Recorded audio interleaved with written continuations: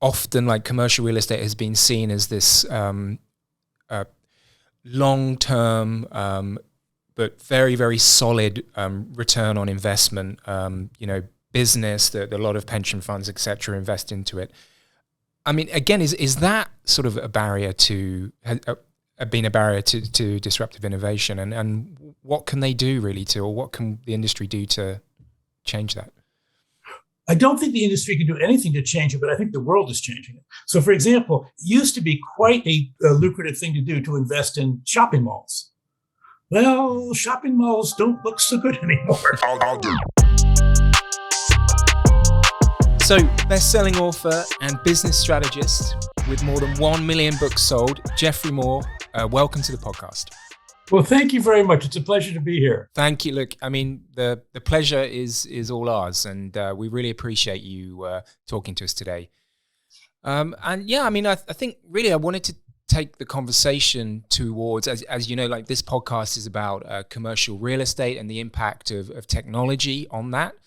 And of course, put that into context of some of, your theories that are often frequently referenced around the path of disruptive technologies. So, for example, of course, the famous Crossing the Chasm and Zone to Win, if that's all right with you. It sounds great. It sounds terrific. Good stuff.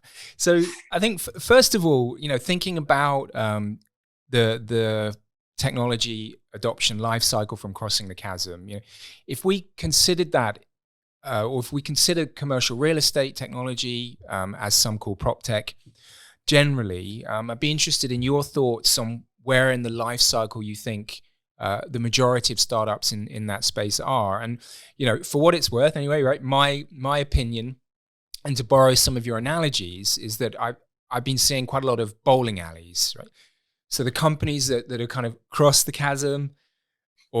the chasm, discovering some pragmatists in pain, but the majority of those, pragmatist herd are still waiting and watching the market. I mean, how does that resonate with you, Geoffrey?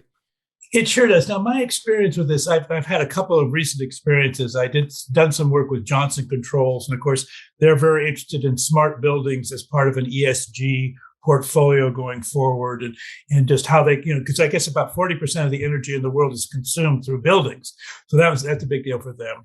And then I'm associated with a venture firm, Wildcat Technology Ventures. We've invested in a company called Remarkably, which is working with commercial multi-family home property owners on their marketing spend, and what marketing spend is actually creating business outcomes for them versus just a lot of traffic and frankly noise. So and in both cases, it's really clear the industry as a whole has been a very late adopting industry, and so it's only when you get an industry like that under pressure that it begins to take on the new technology. So there's pragmatists in pain, or you have to find these use cases where even a conservative customer base would say, we can't live with this any longer. And so I think, and the bowling pin model was just use cases knocking over other use cases before it becomes generally agreed to that everybody has to have it. So everybody has to have smoke alarms, right? But not everybody has to have, smart buildings or whatever. And so I think some people are still stuck in the chasm, by the way. I mean, I think in general, smart cities, smart buildings, smart roads are still in the chasm, or maybe even in the early adopter stage. But I think commercial real estate in the right use cases is adopting next generation solutions. Do you have like a sense of why commercial real estate has been so late to the party? I mean, you wrote Crossing the Chasm when now? Like it was in the 30 years ago. It was 30 years ago. Right? To be fair, it's been updated and it's still selling, and I think it's actually gotten up to almost 2 million copies. So it's a lot. But the point is, people basically, inertia is a very powerful force. And as long as you can ride your inertial momentum for another year or two, as you know, many commercial real estate things are not managed particularly in a centralized way or an aggressive way. They're often part of a family portfolio, or they're part of a very kind of loosely federated portfolio. So that there's not a lot of emphasis on trying to get ahead. So really the concern is, are we falling behind? And I think for a long time, people have said, well, we can patch it here, patch it there, it'll be okay. And as long as you can get away with that, I think people will try to, particularly in a conservative industry, people will try to get away with that. It isn't until a disruptor like an Amazon comes in or like a fintech comes into banking, and then all of a sudden people are going, well, wait a minute. We have to get onto the new platform. Yeah. I mean, since that time when you published Crossing the Chasm, and of course I know you've updated it, but I mean, what have you generally in terms of technology? I mean, obviously the basis of it still applies, but what have you seen that has sort of evolved with technology over that time? Well, actually, a lot. I mean, when Crossing the Chasm was still written, most of the disruption was actually happening inside the tech sector itself. So DEC was disrupting IBM, or Microsoft would be disrupting that kind of thing, or Google would disrupt Yahoo or whatever. What's happened in the last 15 years is that tech is disrupting other industries. So now, I mean, we saw the first place we saw it was probably media, when Facebook sort of took on and social media took on media. And then we've seen it with streaming entertainment, we've seen it with retail, we've seen it with banking. And now we're beginning to see it, in hospitality and in transportation. And so you start saying, okay, that's a big difference. The other thing that's a big difference is tech required a lot of investment. And so it was an enterprise-oriented activity in the 90s. It wasn't consumer-oriented. But now with mobile and cloud, everybody has access to tech everywhere. So it's a much more pervasive resource. And so the challenge for people who are trying to ride the old paradigms is, this is basically free for a startup to leverage. I mean, they can go to Amazon with a credit card and they can be in your business, in a short amount of time. So that was never the case before. So I think that the urgency to act more quickly and the more pervasiveness of tech are the two big trends I see. No, it's an excellent point. And I really feel over the last few years that I get a sense for that in PropTech, commercial real estate. I mean, one more thing about PropTech, at least I've learned, which surprised me, is that the ownership in PropTech is federated in that the property managers, the property owners, and the property users are often in different ecosystems even. And so the ability to respond quickly is more challenging because you've got this rather loosely federated ecosystem that is not designed to sort of go to war quickly, as it were. Right. Yeah. These within the industry, these silos of not information, but also kind of structurally, right? Like the architects is sort of a different discipline to the building engineer or the mechanical engineer, et cetera, et cetera. Yeah. One question I really wanted to ask you was, if we sort of just took one example of, let's say, a company that is in one of these bowling alleys, that they've discovered some pragmatists in pain, what would like a go-to-market framework strategy look like for a company like that? Well, the key thing then is the strategy for going after a pragmatist and a use case oriented marketplace. Is the first question is, who owns the problem? And what you'll find out is it's actually a three-headed beast here. There's an economic owner who's paying for the problem. There's a process manager who's actually sort of trying to ride herd on the problem. And there's often a technical person saying, well, I'm the technologist. What exactly is it that you want me to do? And just getting those three clearly in view is a challenge for vendors, for startups, because you have to get all three to the table in order to sell a technology-based solution into the industry. Then the second thing is it's got to be a really compelling reason to buy. And so, in other words, if it's a nice to have or a should have, if there's any pressure on the budget, it'll get kicked down the road. So it's very important to have one that's like, no, this is something we're going to solve this year one way or another. And then the third and final thing is what we call the whole product, which is, as a startup, you never really have the complete solution to a problem. You have the thing that changes the game, but you still have to have the other players come in. And you have no ecosystem as a startup. Nobody knows who you are. Nobody wants to necessarily work with you. So orchestrating the ecosystem, bringing them together at the point of attack, to attack that compelling reason to buy for this target customer. That's the whole discipline of Crossing the Chasm, and it's the discipline of niche marketing, really. And startups often have this very, horizontal, technological. We're going to change the entire universe, vision, which is great. But to get the fire started, you got to start at someplace, and that's what the use case marketing is for. And in a lot of cases, do you think that's where like the most common problem is, right? That they don't focus there. Yeah, particularly if you've got venture funding, because when you get venture funding, you're promising the universe, right? And so you think you have to deliver the universe, and in fact, initially you have to deliver it in a microcosm.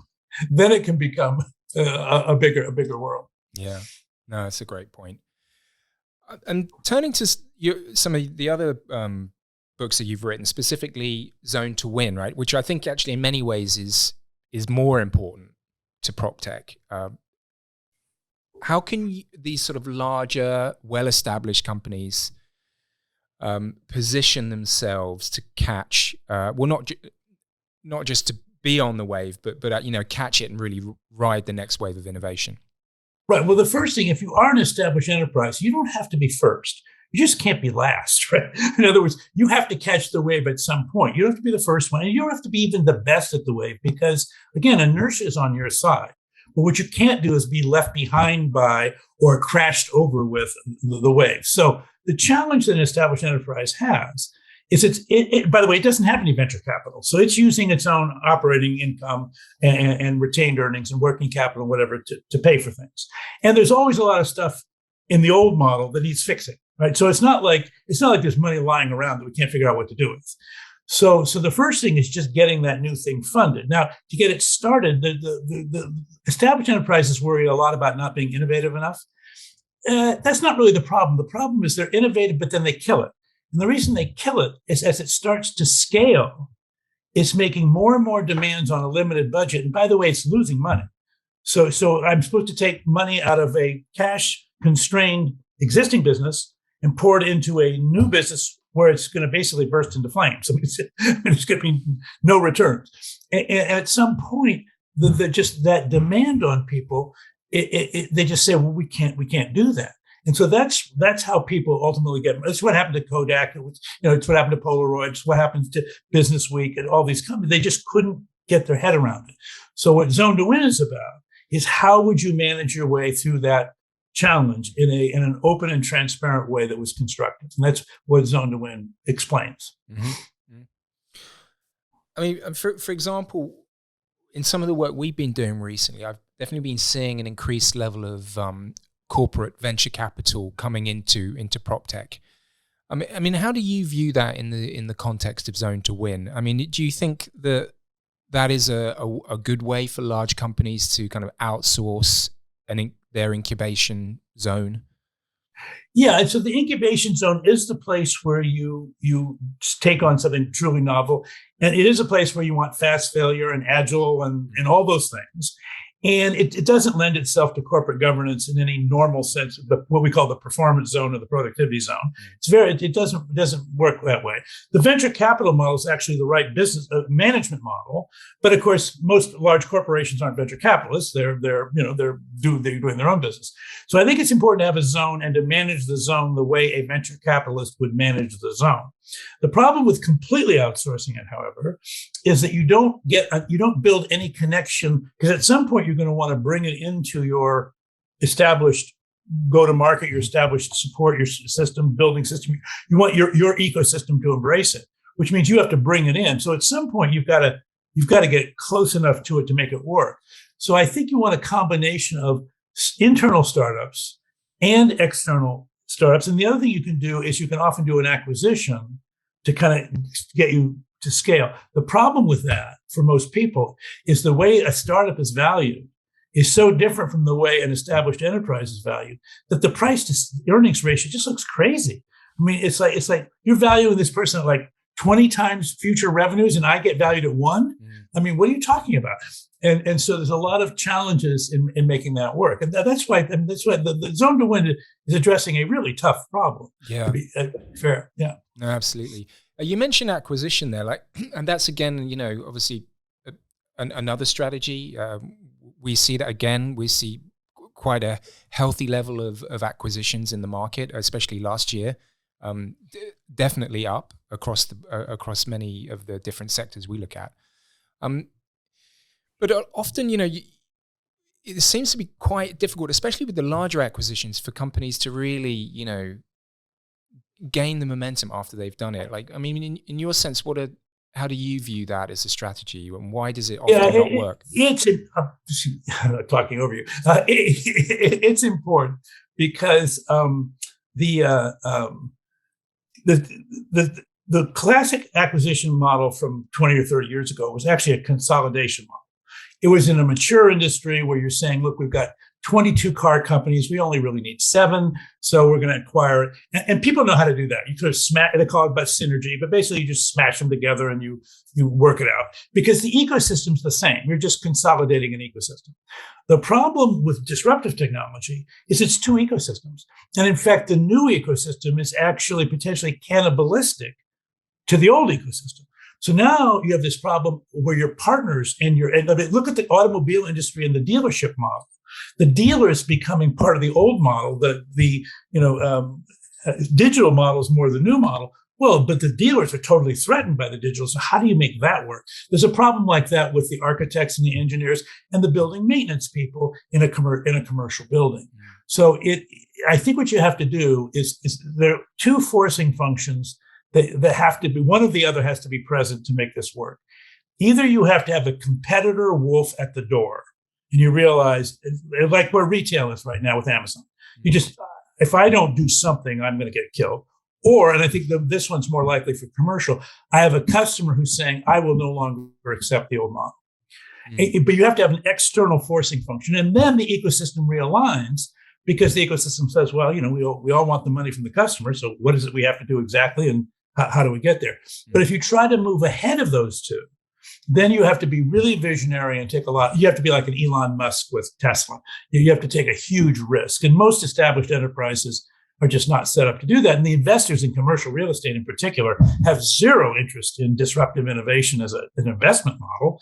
The whole point of it is that it's a much more lower risk, extended return type of model. I mean, that's an excellent point, right? Like that often like commercial real estate has been seen as this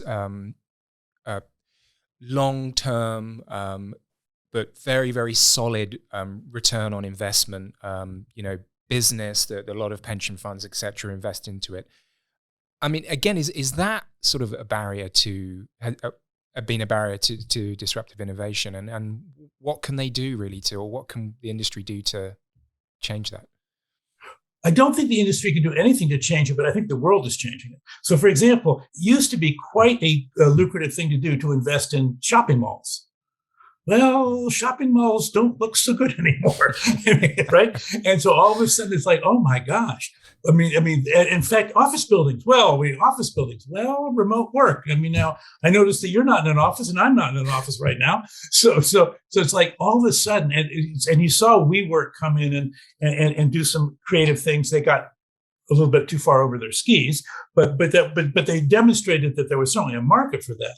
I think there's going to be an enormous amount of change in the way in which global corporations as well as local businesses want to use space. And I think it's going to have a big economic impact on the industry. And I think the industry's right now, for example, one of my longest clients and deepest held relationships is with Salesforce. Salesforce built Salesforce Tower in San Francisco. It's 61 stories. It's the tallest building in the city. I assume right now about 50 of them are empty, right? and so will it come back? Well, yes, it will come back, but not the same way. And the way we use space and think about space is going to be very different. So I think there's going to be a lot of forcing functions on the industry that are going to say, this industry will not create the kind of returns you used to get.